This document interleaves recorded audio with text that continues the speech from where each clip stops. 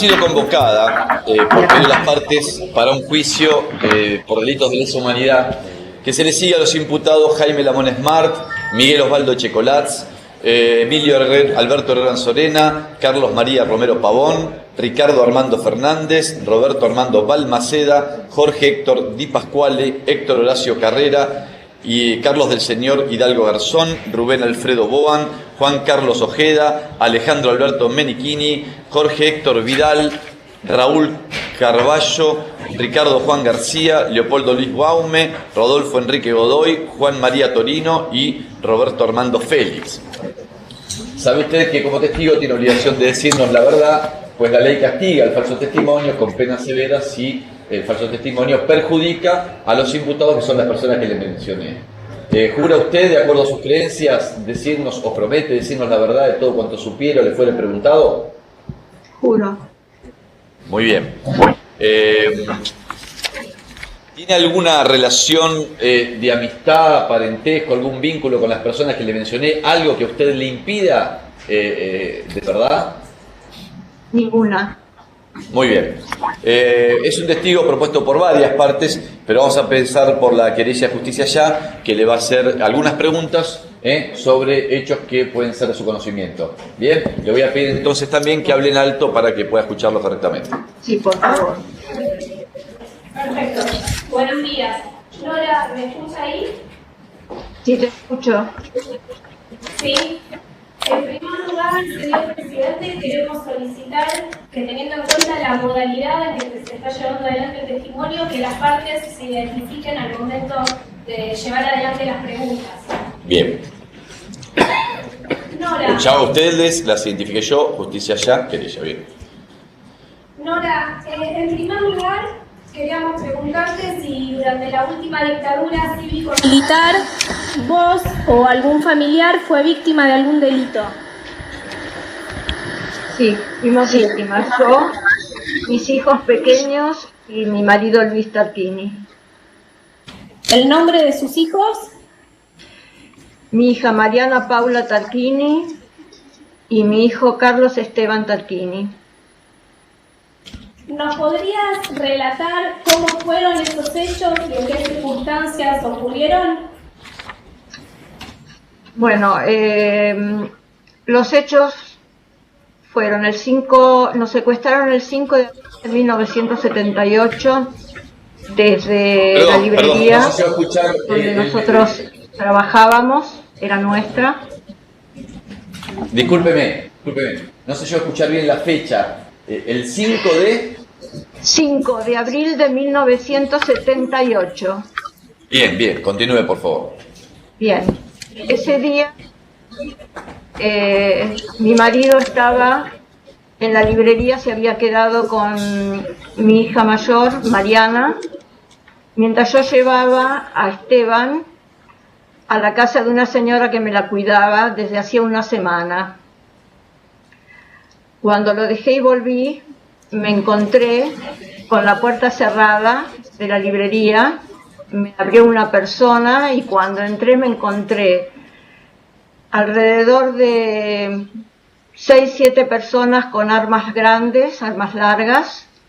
Tenían amaniatado a mi marido y uno de ellos tenía en brazos a mi hija. Me dijo, me llevaron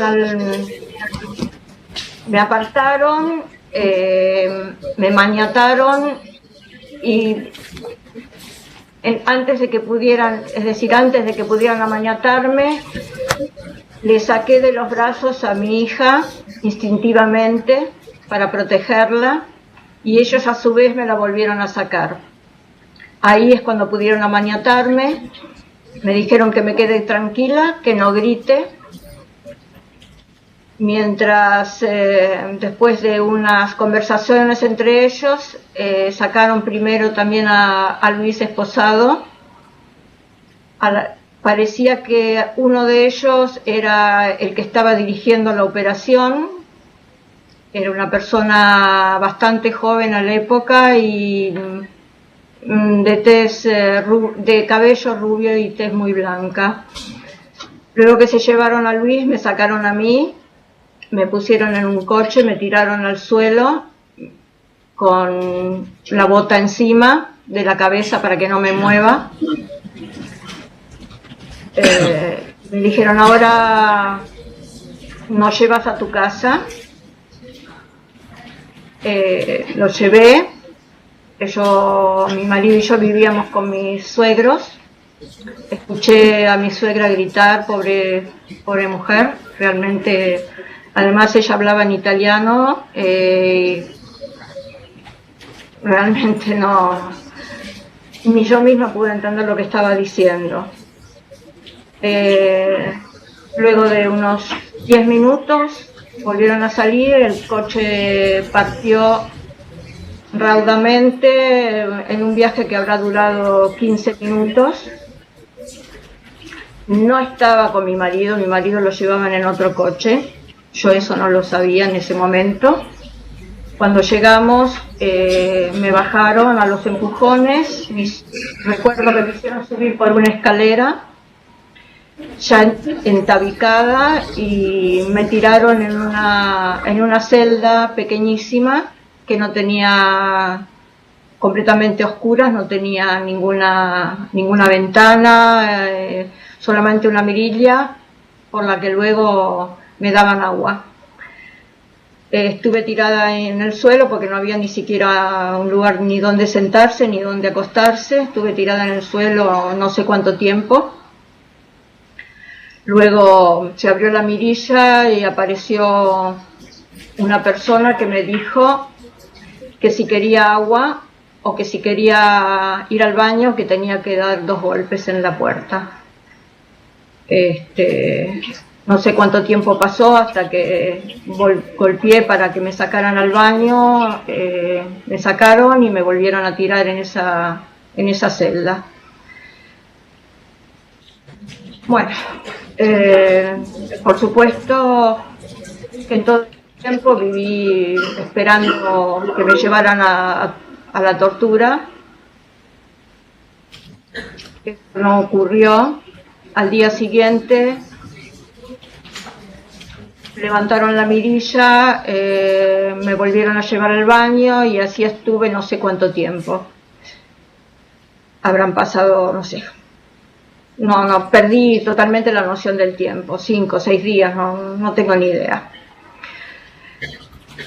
Luego me llevaron a una celda donde me encontré con, creo que eran 3 chicas más. Y ahí, digamos que se volvió un poco más normal mi situación, dentro de lo que puede caber en esas circunstancias.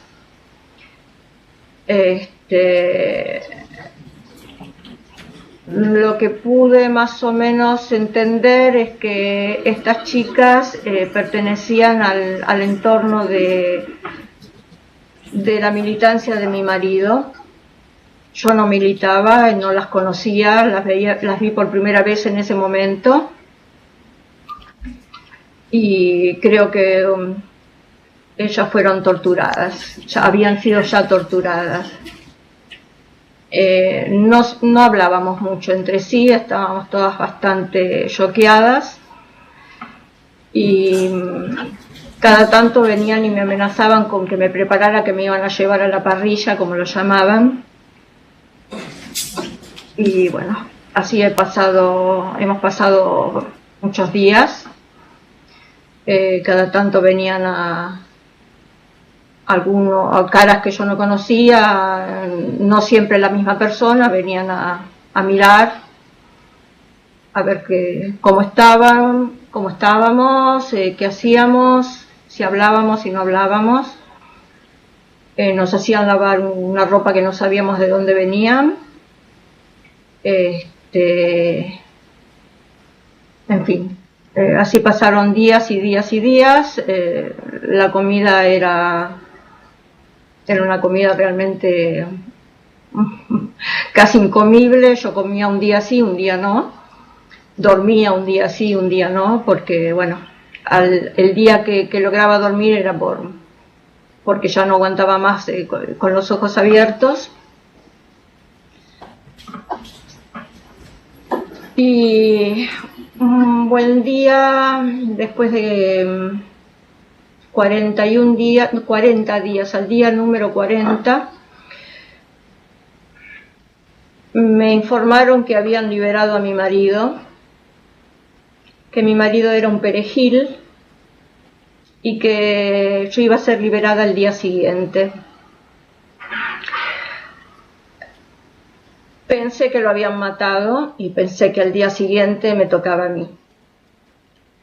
Me sacaron de noche, entabicado otra vez, y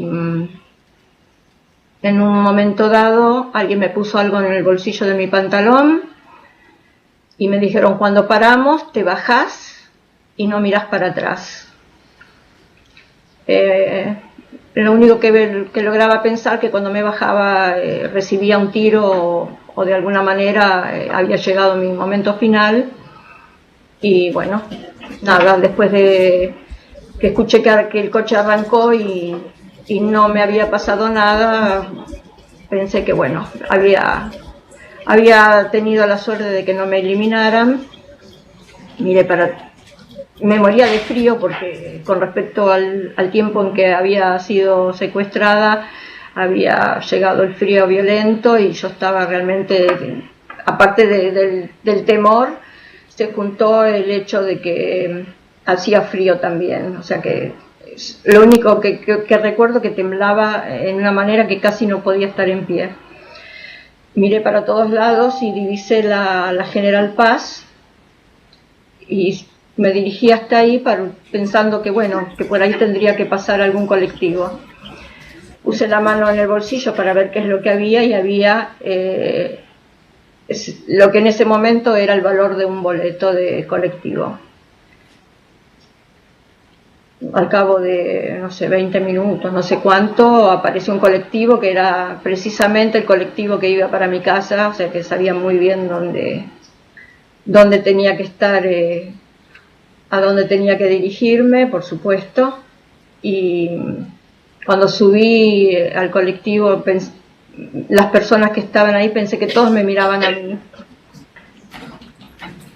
Cuando bajé del colectivo, justo a la altura de donde yo vivía, de ahí a mi casa habría unas 5 cuadras, llegué y lo único que esperaba era encontrar a mi marido y a mis hijos, y cuando llegué estaba mi suegro, que me dijo que habían sido llevados a la casa de la hermana de mi marido, que vivía bastante lejos de ahí. Así que pedí que por favor me llevaran inmediatamente, por cosas, lo que quería era ver a mis hijos,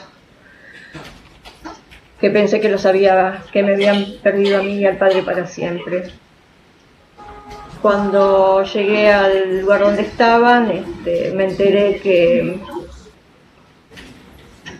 a mi hijo Esteban, la persona que me la cuidaba, tenía un hermano que era policía, y cuando fueron a buscarlo mi suegro con mi papá, porque mi papá era el único que conocía el paradero de esa casa, porque un día que me vino a visitar me acompañó a llevarlo a mi hijo. El hermano de esa mujer era policía, y cuando mi suegro y mi papá lo fueron a buscar no se lo quisieron entregar. Dijeron que lo iban a entregar a las Fuerzas Armadas, que era a quien correspondía. La familia de mi marido se puso, según me contaron, a buscar todos los contactos posibles y encontraron un amigo de ellos que pertenecía a las Fuerzas Armadas, pero era un amigo de la infancia de mi marido, y dijo que se prestaba a presentarse en ese domicilio para tratar de recuperar a mi hijo, pero que era lo único que iba a hacer por la familia. Se presentó al día siguiente, se declaró como perteneciente a las Fuerzas Armadas y no dudaron en entregar a mi hijo.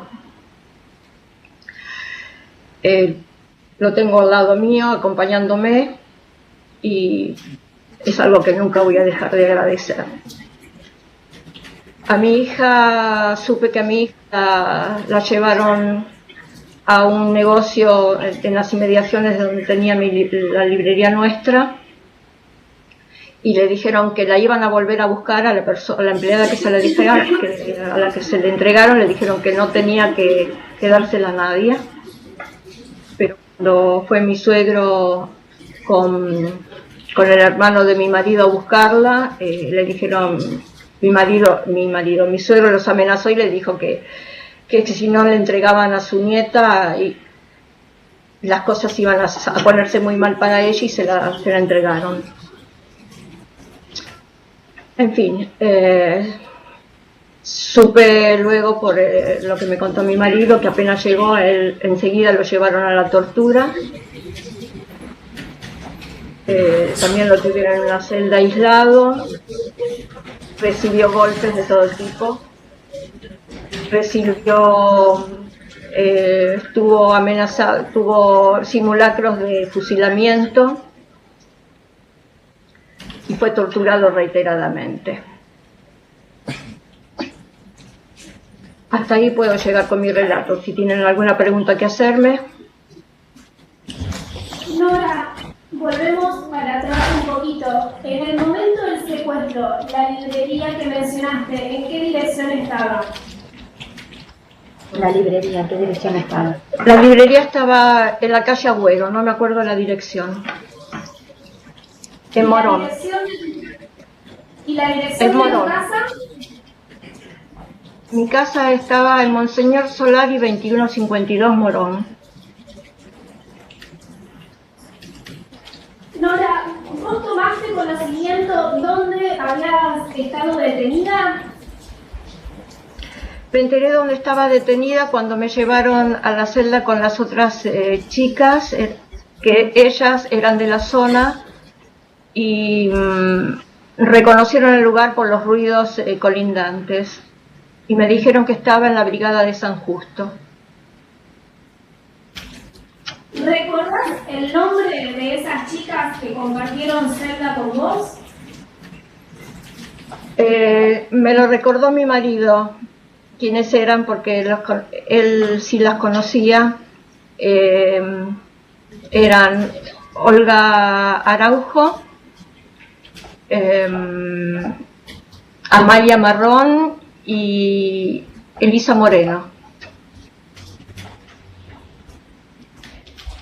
Vos mencionaste que compartían el espacio de militancia. ¿Cómo era esa militancia previa al secuestro? ¿Tu marido te comentó algo? ¿Sabías algo vos? Yo lo que sabía es que él estaba ayudando en un complejo que habían hecho para alojar a gente que vivía en las villas, a gente pobre que vivía en las villas, y como estaban en muy mal estado o estaban sin terminar, estaba ayudando. Mi marido sabía hacer de todo, aparte de ser mecánico, estaba ayudando para hacer vivibles esas habitaciones. Aparte, creo que también daba una mano en la ¿cómo se llama? Había una salita de salud, también daba una mano ahí. En fin, en lo que se le requería para hacer vivibles esas casas, se le ayudaba. Luego otro tipo de informaciones no me las daba, porque me dijo que cuanto menos supiera, más me protegía. Nora, mencionaste que te amenazaban. En el momento del secuestro, ¿fuiste sometida a algún tipo de interrogatorio? Sí, me interrogaron en la brigada, me interrogaron 2 veces. Una vez me llevaron por unas escaleras, creo que hacia alguna autoridad de la brigada. Me hicieron preguntas no demasiado, ¿cómo puedo decir?, demasiado contundentes sobre la situación de de militancia que tenía yo y de mi marido nada, solamente sobre mí. Me preguntaron si era de una familia judía, mi apellido lo dice todo, le dije que sí.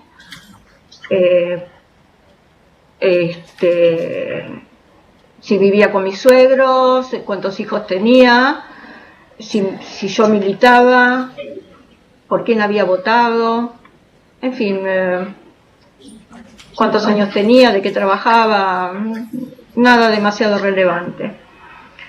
Y en una segunda oportunidad se escuchó ya de esto una semana antes de que me liberaran, escuchábamos unos helicópteros y nos dijeron que iba a venir un alto jefe militar a interrogarnos. Nos entabicaron, nos sentaron alrededor de una mesa, entró esta persona, no me acuerdo realmente muy bien, habló con las chicas, luego me preguntó a mí de qué trabajaba, qué hacía en la vida, les dije que era madre y que tenía una librería, y lo único que me dijo, y entre otras cosas me dijo, no contesté, por supuesto, y después no recuerdo mucho más. Nora, durante el secuestro, ¿tuviste contacto en algún momento con Luis? Con Luis tuve un solo acercamiento, no visual, sino en forma, lo escuché porque al lado de la celda estaba el baño, donde los traían a los presos, a los secuestrados, y en lo alto de la pared había una mirilla con barrotes, y en un momento dado mi marido me dijo, Nora, ¿estás ahí? Le contesté y me dice, ¿qué será de los chicos? ¿Qué será de los chicos? Y le dije, mira, no, los chicos seguramente están con tu hermana. Esperemos que no pase otra cosa y que estarán bien. Quédate tranquilo. Por ese lado, quédate tranquilo. Y bueno, y nada más. Fue el único momento que nos escuchamos. Ni antes, ni después, y solamente después de la liberación nos volvimos a ver. Nora, a lo largo del relato vos mencionaste en un momento de que viste en la ciudad de San Justo a varios hombres que eran quienes tenían la voz de mando durante toda la privación de la libertad. ¿Recordás algunas características o sobrenombres, cómo estaban vestidos? Vestidos estaban de civil, sin uniforme. De los que vi yo, ninguno tenía uniforme. Usaban nombres, sobrenombres. Recuerdo el nombre, uno de ellos era King Kong, el otro el Rubio, y uno que le decían Teta, y otro que le decían Víbora. Eso es lo que recuerdo, más no. ¿Alguna otra característica respecto de ellos, las voces, algún dato que recuerdes, que asocies del sobrenombre? ¿Una característica? Del que recuerdo es del que se hacía llamar King Kong, que era muy grande, fornido y hablaba con fuerte acento de la provincia. Nada más. Los demás hablaban con acento porteño y las caras no las recuerdo. 41 años después no las recuerdo. Relataste el momento de la liberación. ¿Recordás la fecha exacta? El 16 de mayo de 1978.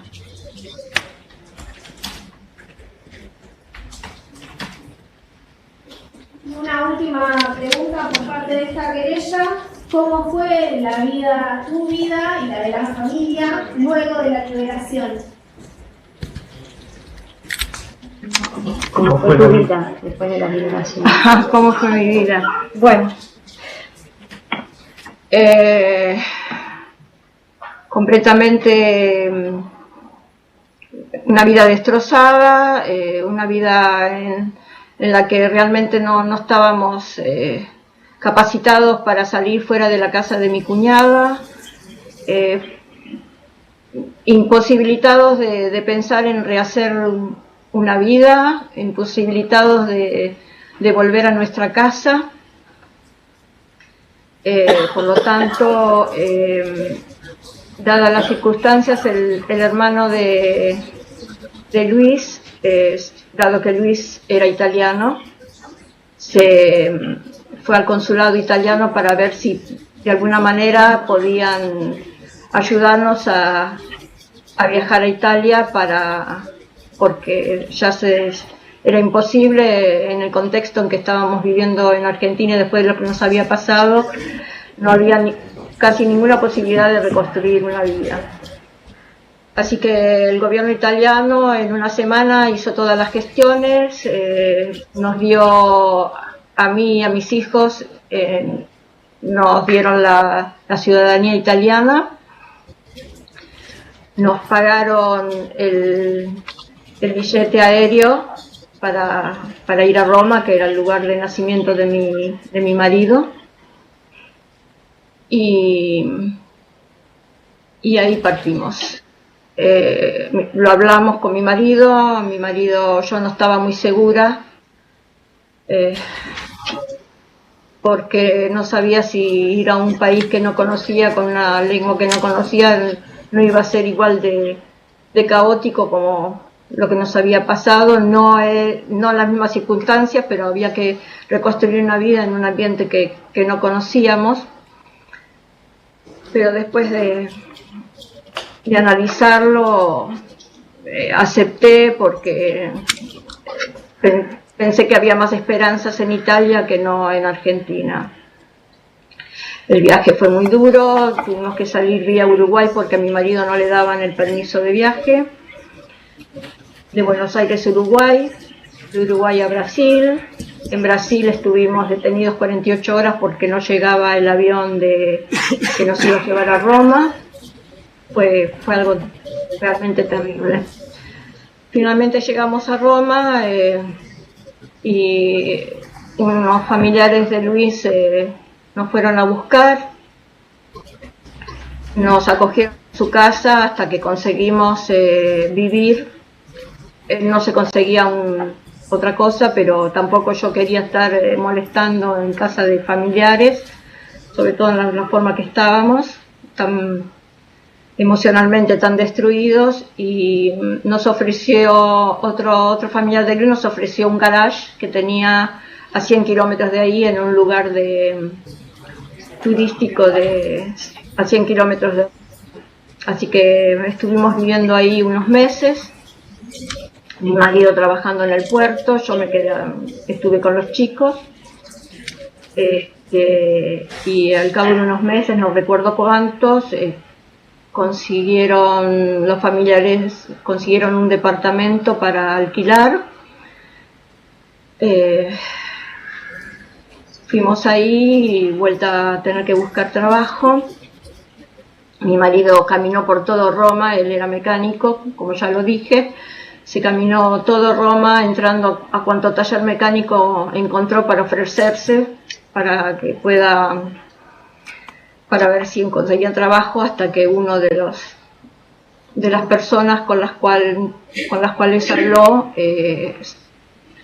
enterándose de la situación en la que estábamos, lo asumió enseguida, persona con la que todavía seguimos la amistad y nunca voy a dejar de agradecer lo que hizo por nosotros. Y si puedo parar aquí, les agradezco. Sí, gracias. De nuestra parte, no hay más preguntas. Bien, me he obligado a preguntarle si quiere continuar con la declaración, porque, señora, una de las querellas que estaba preguntando ya culminó con sus preguntas, pero existen otras partes que querrían eventualmente interrogarla. ¿Usted está en condiciones de continuar con el acto? Prefiero terminar con él, sí. No quiero hacer Quiero continuar. ¿Prefiere terminar aquí? Sí, no. Si tienen que hacerme más preguntas, háganmelo, Bueno. pero no quiero... No Entonces quiero hacer un vamos receso, a ver si hay... Quiero terminar, pero con todo lo que ustedes necesiten preguntarme. Bueno, entonces voy a preguntar a las partes, si así más genéricamente, si alguno quiere hacer algunas preguntas. Las defensas. Bueno, entonces podemos dar por culminada su declaración. Señora, su testimonio ha terminado. Le agradecemos mucho la colaboración que prestó la justicia, así que ha quedado liberada de esta situación. Bien, muchas gracias. ¿Puedo dejar la palabra? Sí, ¿quiere decirnos algo más? Sí, por favor. Lo que quiero decir es que durante tantos años me he preguntado en qué estadio de la evolución humana estuvieron la gente que nos hicieron lo que nos hicieron, a mí y a tantos otros argentinos, cómo fueron capaces de torturar, de arrancar de sus vidas a la gente, de separarlos de su familia, de sus hermanos, padres, hijos y amigos. Cómo fueron capaces de mancillar todos los cimientos en los cuales se basó la Constitución argentina, que les prometieron impunidad, les prometieron poder, el poder sobre la vida que es sagrada, la vida que ellos nunca respetaron. Quisiera saber si tienen hijos, qué le contaron a sus hijos, si sus hijos lo saben o no lo saben lo que han hecho. Y quiero agradecer, como sé que no están presentes, quizás escuchen lo que estoy diciendo, quiero que este alegato sirva para mis hijos, para los hijos de mis hijos, para que sepan reconocer las injusticias, para que sepan luchar contra ellas, para que esto, si es posible, no se vuelva a repetir, para que la sangre derramada de la gente que han asesinado sirva para que las nuevas generaciones sepan hacer una Argentina grande, para que esto sirva como legado para mis hijos, para que sepan que la única forma y el arma más fuerte que pueda existir es el conocimiento y la verdad. Y es por eso que estoy aquí, más allá de mis posibilidades y más allá de lo que yo hubiese podido imaginar que iba a llegar a esto. Para eso agradezco a todas las asociaciones de derechos humanos, y mi gran pesar es que mi marido no llegó. Creo que le puse voz también al señor Luis Tarquini, y realmente su corazón quedó muy, muy destrozado y se perdió esta oportunidad que yo recogí. Gracias.